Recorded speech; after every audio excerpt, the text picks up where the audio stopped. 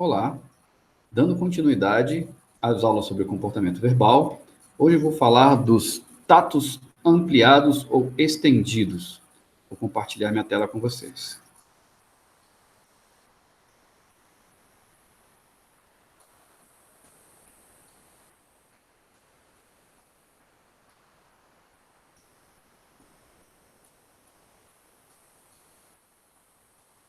Ok, então, tatos ampliados ou estendidos, vocês vão encontrar referências sobre isso no livro Comportamento Verbal, no capítulo dos tatos, de tatos, e existem alguns artigos publicados também sobre esse tema, sobre os tatos ampliados ou estendidos.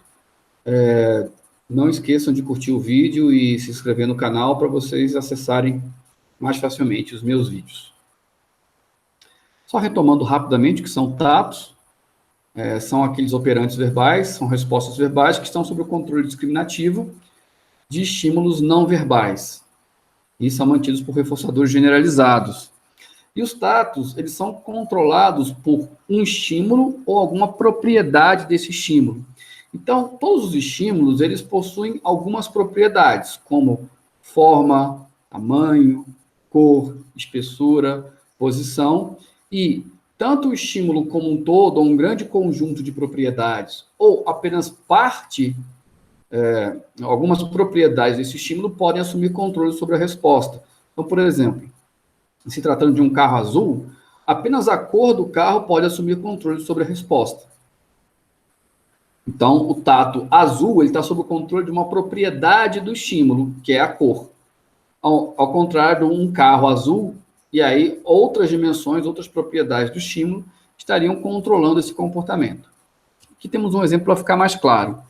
Temos aqui o SD não verbal, a resposta, tato e reforçador generalizado. Então, aqui temos o estímulo não verbal, que pode controlar, por exemplo, o tato, instrumento musical. Isso é um tato, obviamente, que ele não cabe apenas para o violão, caberia para outros instrumentos musicais, mas certamente esse seria um tato reforçado na presença desse estímulo pela comunidade verbal. Aqui um tato mais específico, violão, também produziria o reforçador generalizado. Aqui uma propriedade do estímulo, cordas de nylon, ou seja, está descrevendo o tipo de corda do violão, tem violão que é corda de aço, tem violão que é corda de nylon. E outra propriedade, que é um violão para iniciantes. Então, é outra propriedade desse estímulo. Só para mostrar para vocês que o tato ele pode ficar tanto sob o controle de uma parte do estímulo, uma propriedade do estímulo, quanto do estímulo como um todo, ou por um conjunto de propriedades do estímulo. E pode entrar tanto num nível de análise maior, como um instrumento musical, como um nível de análise menor, mais restritivo, como violão. E aí vem os tatos ampliados ou estendidos, que é o quê? São tatos, no fim das contas, são tatos emitidos na presença de estímulos, diferentes dos quais foram diretamente treinados por reforçamento diferencial. Então, e no contato com a comunidade verbal, os falantes eles vão sendo treinados a emitir tatos na presença de certos estímulos. Só que alguns tatos que eles aprenderam na presença de alguns estímulos podem ser estendidos para ocorrer na presença de novos estímulos. Por isso que a gente fala de tato ampliado ou estendido. Para ficar mais fácil para vocês entenderem, é como se fosse aprendido uma palavra para um tato, que é emitido na presença de um estímulo, e essa mesma palavra passa a ser emitida na presença de outro estímulo, para o qual ela não foi diretamente treinada. Tá? Geralmente, esses tatos ampliados, com exceção do genérico, que é o primeiro que eu vou falar para vocês, eles são emitidos quando não há outras respostas disponíveis. Quando é uma situação nova, como é uma situação difícil de descrever, ou por alguma outra razão, o tato não ampliado está improvável naquele momento, sei lá, a pessoa esqueceu. Então, é muito comum a ocorrência dos tatos ampliados quando os tatos genéricos ou os tatos diretos mesmo, eles têm uma baixa probabilidade de ocorrência. Tá? Para a gente entender um pouco isso, a gente vai ter que falar um pouquinho sobre propriedade relevante ou definidora do estímulo. Então, o que acontece? Como eu já falei mais cedo, os estímulos eles possuem algumas propriedades, uma cor, o tamanho, o material que é feito, forma, a espessura. Algumas dessas propriedades são aquelas que são correlacionadas com o reforçamento na comunidade verbal. Então, para que a resposta verbal seja reforçada, ela tem que estar sob o controle daquela propriedade ou daquele conjunto de propriedades. Notem que isso pode ser muito complicado, porque diferentes estímulos podem partilhar propriedades. Por exemplo, um sofá e uma poltrona. Então, são estímulos que geralmente têm muitas propriedades em comum. Costumam ser estofados, costumam ser de algum tecido, costumam ter madeira na sua composição, eles servem para sentar, eles são móveis, então eles possuem várias propriedades em comum, porém, existem tatos diferentes para ambos. Então, o tato o tato poltrona está sob o controle de um conjunto de propriedades que é um pouco diferente do tato para sofá.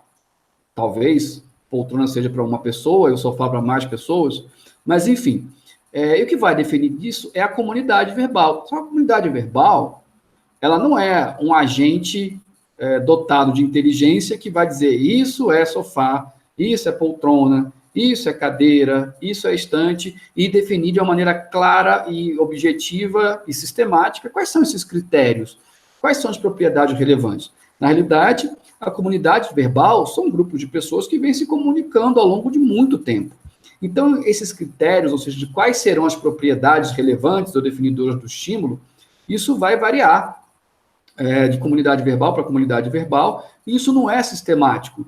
A gente pode tomar como exemplo que nós temos usos diferentes de diferentes palavras, ou da mesma palavra. Então, pegando uma palavra um pouco mais complexa, a palavra amor, por exemplo, que é uma palavra bem complexa, o tato amor é um tato muito difícil, porque pessoas usarão a palavra amor em situações parecidas, mas com algumas variações, o que torna muito difícil nós falarmos em propriedades definidoras de uma maneira definitiva, né? Então, a comunidade verbal, ela costuma, o que vocês têm que aprender é que a comunidade verbal, ela costuma reforçar certos tatos na presença de propriedades do estímulo. E essas são tidas como as propriedades relevantes, só que elas vão variar um pouquinho de pessoa para pessoa. E aí, vocês podem discutir e estudar mais sobre isso, quem tiver interesse, em filosofia analítica da linguagem, mais especificamente sobre questões conceituais. Tá? Ao mesmo tempo, há a possibilidade de que propriedades irrelevantes dos estímulos assumam controle sobre o comportamento. Por exemplo, a criança aprende a dizer mãe na presença da mãe dela que tem cabelo comprido. Quando ela se depara com outras pessoas de cabelo comprido, ela também pode emitir mãe, o tato mãe. E aí, obviamente, dificilmente essa resposta verbal será reforçada. Por quê? Ela ficou sob o controle de uma propriedade irrelevante do estímulo. Por mais que a mãe dela tenha cabelo comprido, essa não é uma propriedade relevante do estímulo para você emitir o tato mãe. Outras propriedades são as propriedades relevantes do estímulo. Então, quando o comportamento verbal, no caso os tatos, estão sob o controle de propriedades irrelevantes do estímulo, é improvável que aconteça o reforçamento. No caso dos tatos genéricos, são tatos emitidos na presença de novos estímulos, mas que possuem as propriedades relevantes. Então, há sim um controle pelas propriedades relevantes do estímulo. Então, por exemplo, no caso, essa criança aprendeu a dizer mãe na presença da mãe dela, se a mãe dela cortar o cabelo, se a mãe dela trocar de roupa, se a mãe dela fizer uma tatuagem, e ela continuar dizendo mãe diante de cada vez que ela vê a mãe, ela está emitindo tatos genéricos, porque, de fato, houve uma mudança no estímulo, não é exatamente o mesmo estímulo, mas o comportamento continuou sob o controle das propriedades relevantes.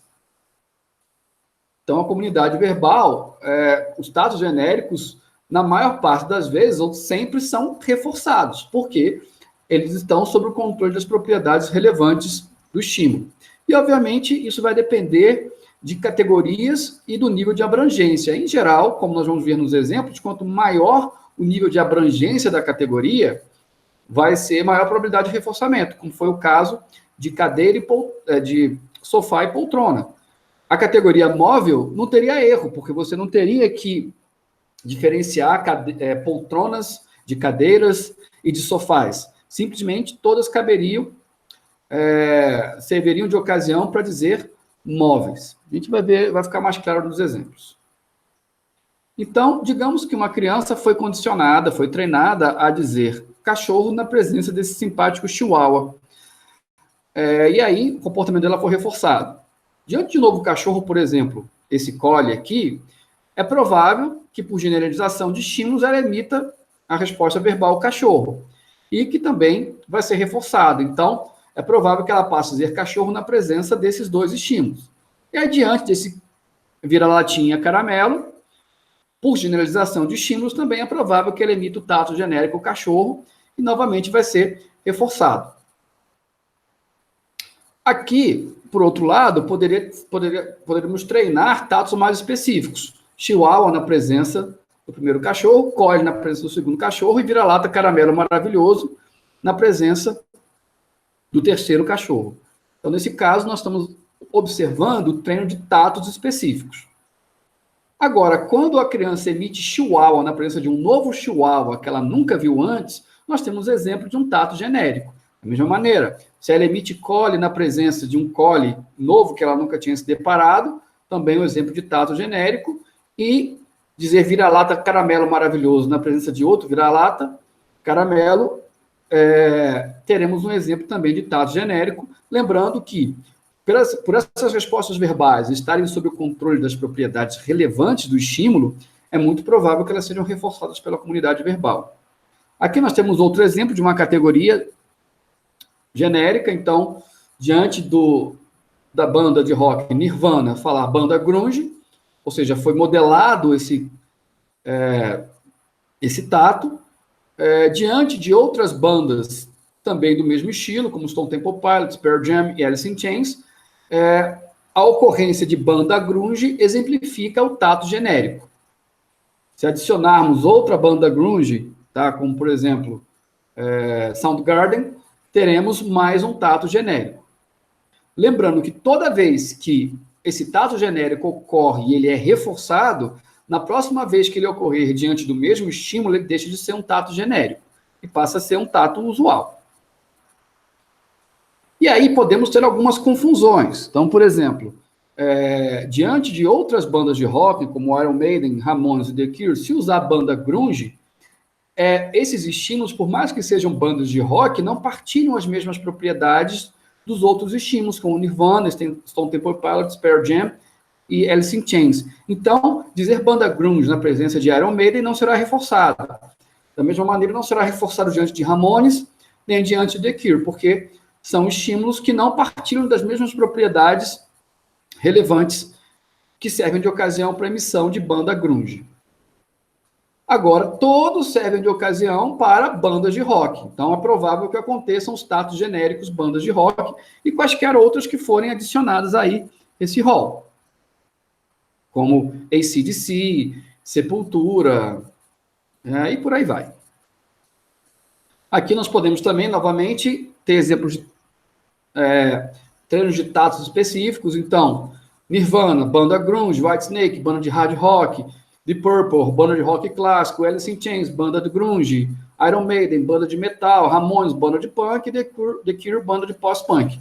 Então, foram treinados esses tatos específicos.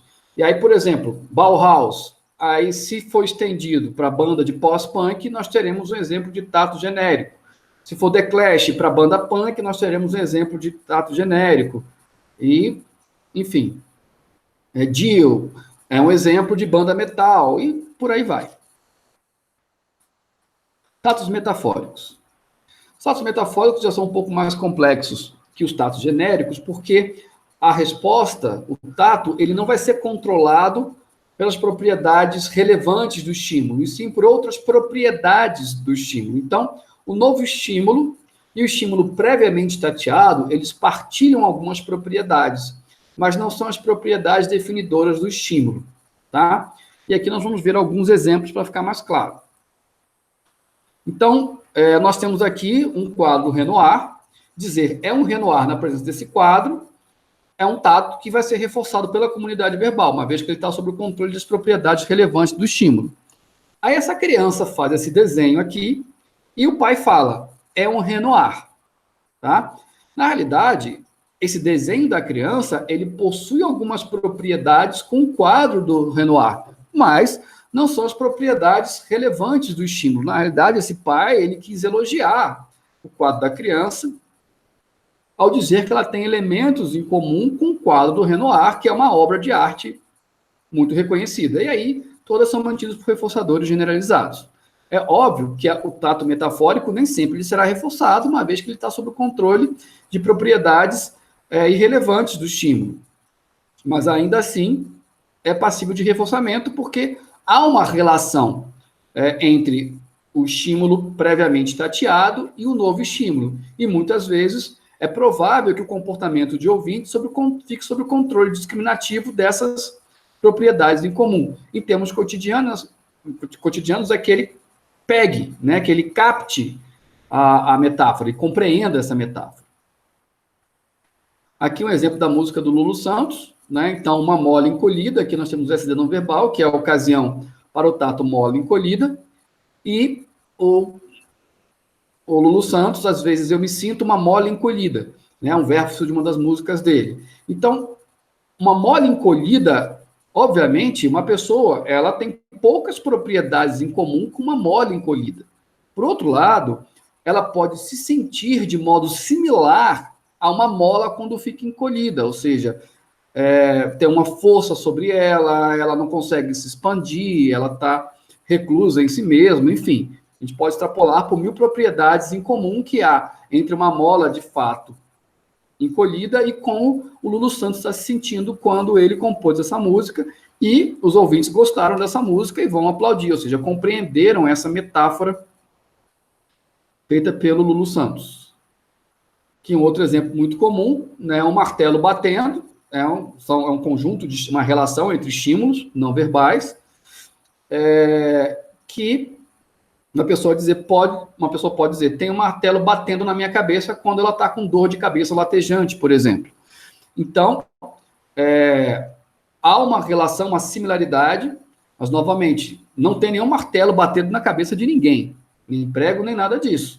Mas há uma relação de semelhança entre um martelo batendo e a sensação que a pessoa tem quando ela está com uma dor de cabeça latejante. Então, novamente, esse tato, tem um martelo batendo na minha cabeça, não tem nenhum martelo batendo na cabeça, é óbvio, mas o que a pessoa está sentindo tem uma relação com alguma propriedade do estímulo previamente tateado, que é o martelo batendo em si.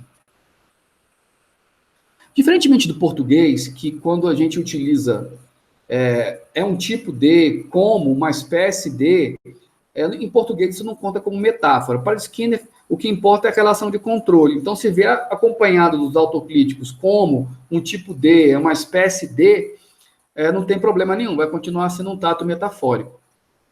Os tatos metafóricos eles são muito importantes para a evolução do vocabulário, em que muitas metáforas elas acabam começando como metáfora, mas vão sendo incorporadas pela cultura. Então, isso aqui é um exemplo muito comum, que nós temos um gato muito ágil, né? Então, a gente vai emitir um tato na presença do gato. E temos aqui um goleiro que fez uma defesa muito difícil.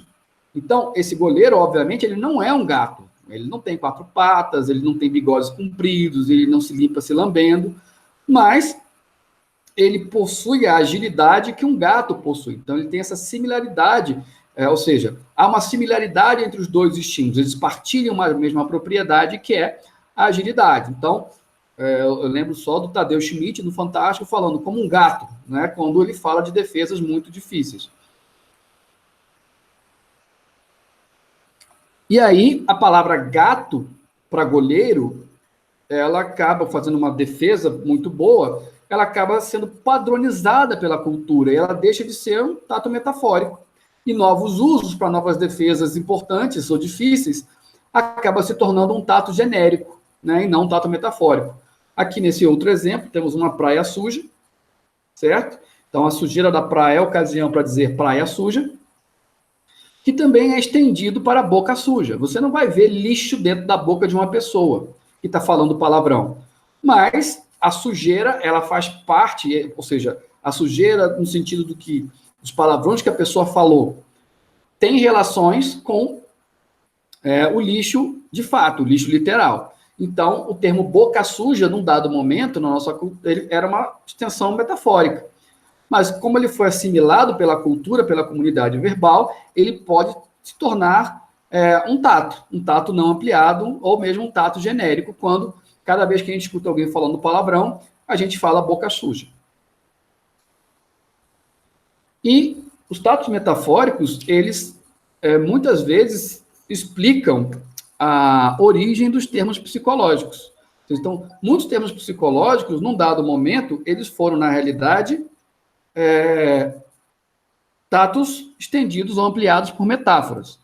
E aqui nós temos o exemplo clássico da depressão. A depressão era uma palavra que era utilizada para descrever a topografia de um terreno. Em geral, uma parte baixa de um terreno quando ela ficava abaixo do nível do mar.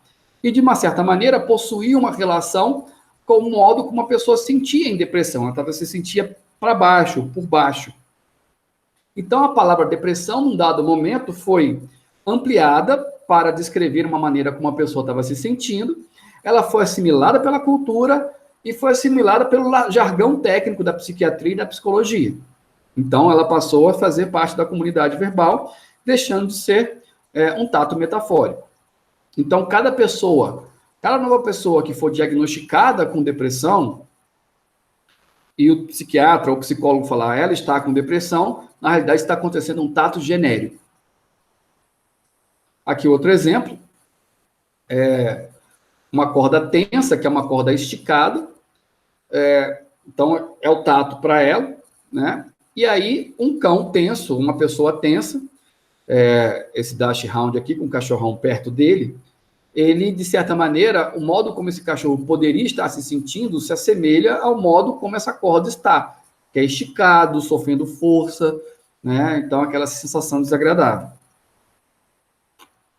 Tatos metonímicos.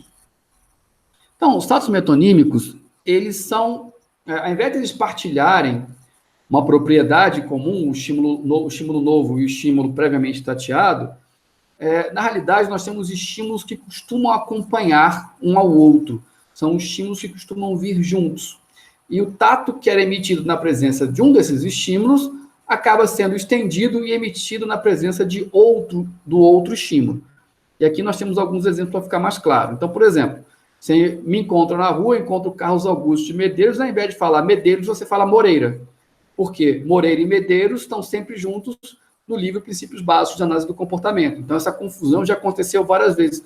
Uma pessoa, num congresso, olha, é o Moreira, quando na realidade era o Medeiros. Né? Outro exemplo que eu achei bem interessante, um procedimento que é utilizado na psicoterapia comportamental pragmática, que é o modelo que eu trabalho, é chamado questionamento reflexivo. É um procedimento que a gente faz perguntas que levem, né, o nosso cliente, nosso terapeutizando, a chegar a conclusões por ele mesmo. Então, muitas pessoas, ao invés de dizer fiz um questionamento reflexivo, ela fala fiz um Medeiros. Ou seja, se referindo ao autor da abordagem que utiliza o procedimento, ao invés de dizer que aplicou o procedimento propriamente dito. Um outro exemplo cotidiano bem comum, quando a gente vê um motorista dirigindo de uma maneira imprudente, a gente fala que o carro está louco. Não, o carro não está louco, né? No máximo, a gente poderia dizer que o motorista está louco, ou que o motorista está dirigindo de uma maneira imprudente. Então, a palavra louco é estendida para designar o carro. Então, isso é um tato metonímico. E aí ele vai envolver, ele vai abranger categorias mais específicas de figura de linguagem que a gente aprendeu no português. Tá? Então, como, por exemplo, a parte pelo todo. Então, quando a gente diz só tem cueca nessa festa, quando, na realidade, a festa está com uma presença predominante de homens. Né? Então, é a parte pelo todo. Ou seja, a gente está falando das cuecas, que é uma parte da vestimenta dos homens. Então, isso aqui é um tato metonímico. O tato não ampliado seria, nossa, está cheio de homem nessa festa. E, na realidade, é emitido um tato ampliado, só tem cueca nessa festa. O cargo pelo ocupante. Então, o presidente defendeu o uso da cloroquina. Aqui é um tato ampliado, né? Porque, na realidade, o presidente é o cargo. A gente poderia ter falado também o Planalto defende o uso da cloroquina. Enquanto que o tato não ampliado seria o presidente da República, Jair Messias Bolsonaro, defendeu o uso da cloroquina no tratamento da Covid-19. Marca pelo produto, meu palio deu defeito. Enquanto que o tato não ampliado seria meu carro deu defeito.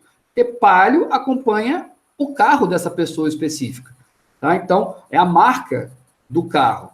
Então, ela vai emitir palio ao invés de emitir carro. O que acontece muito nas metonímias são os casos padronizados, né? Que nem no tato metafórico, nós vamos verificar que muitos tatos metonímicos foram assimilados pela comunidade verbal. E aí, novos usos vão ser tatos genéricos e não tatos metonímicos. Então, quando a gente fala, no caso dos tatos metafóricos, ele é uma anta, essa moça é muito gata, ele é burro, ele é uma porta, nós estamos falando de tatos que já foram assimilados pela cultura, tatos metafóricos. E se tratando de tatos metonímicos, nós podemos dizer que eu comprei uma Gillette, eu tirei um Xerox, são todos exemplos de tatos metonímicos que foram assimilados pela cultura e deixaram de ser tatos metonímicos. Lapsos verbais. Skinner vai falar mais de solecismos, eu acho mais úteis falar de lapsos verbais, que na realidade são erros, em que o controle se dá para uma propriedade uma relação bem tênue de controle entre o estímulo previamente tateado e o novo estímulo a ser tateado. Então, a gente fala que são relações espúrias entre os estímulos. Exemplos muito comuns de lapsos verbais é o que a gente chama de malapropismo ou uma generalização de respostas. Então, a gente acaba utilizando respostas que são parecidas uma no lugar da outra. Então, por exemplo, vou no restaurante chinês pedir um yakisoba. E aqui, esse exemplo é bem complexo. Primeiro, o certo seria yakisoba, né? Mas o yakisoba, ele é uma sopa. Então, e a palavra soba parece com sopa. Então, nós temos, assim, uma relação de controle, duas relações de controle que levam a esse lapso verbal, na medida em que não é certo falar yakisoba. Se você falar isso, as pessoas vão rir de você. Um outro exemplo, vim no elevador teleférico, enquanto na realidade veio no elevador panorâmico. A palavra teleférico parece com a palavra panorâmico. Ao mesmo tempo, esses dois tipos de elevadores permitem a visualização do seu exterior. Então, é muito comum ocorrer esse tipo de lapso verbal. Também temos a relação de oposição. Por exemplo, vai na frente que eu te precedo, enquanto o correto seria vai na frente que eu te sucedo. Ou o sufixo a da palavra normal significa não, enquanto que o correto seria o prefixo a da palavra anormal significa não. Então, existe uma relação de oposição entre eles que pode estar relacionada à confusão entre os dois tatos. E também nós temos as operações motivacionais. Então, nesse caso aqui, diante da privação de sono, a pessoa diz, vou para casa dormir, quando na realidade o que ela queria dizer é que ela ia para casa estudar. Então ela fala, vou para casa dormir, digo, estudar. Então houve um lapso verbal e dormir se tornou mais provável de dizer do que estudar, em decorrência de uma variável motivacional, no caso a privação de sono. Isso obviamente vai ter uma relevância clínica, que quando a gente observa certos lapsos verbais, a gente pode ter noção de algumas operações motivacionais que estão agindo naquele momento. É muito comum também, lapso verbal, a gente observa muito isso na clínica, em que o cliente, ele chama a esposa de amor. E, obviamente, ele chama a mãe de mãe. E aí ele troca, ele chama a mãe de amor e a amor de mãe. É muito provável que a mãe e a esposa dele possuam certas propriedades em comum. Às vezes são pessoas controladoras, são pessoas rígidas, impositivas. E aí essa confusão se torna provável quando, em certos contextos, em que há essa similaridade entre esses dois estímulos. Mas é óbvio que a mãe não é a esposa e a esposa não é a mãe. Então, isso é um lapso verbal e provavelmente ele vai tomar uma bronca das duas caso ele cometa essa confusão mais vezes. Nomeação. A nomeação, na realidade, significa dar nome para estímulos novos, né? Então, diante de estímulos novos em que ainda não há tatos para eles na comunidade verbal, um tato controlado por outro estímulo é emitido. Então, temos tatos para outros estímulos, diante de um novo estímulo que nós temos que dar um nome para eles, nós acabamos emitindo um tato para um estímulo já conhecido que possua, e aí pode ter as outras fontes de controle todas que nós falamos. Nós podemos ter uma relação genérica, uma relação metafórica, uma relação metonímica, tá? Como eu disse, todos os tipos de tato ampliados podem estar presentes na nomeação. Então, no caso de apelidos, então, tem um episódio do The Big Bang Theory, que o personagem, o Howard, ele tá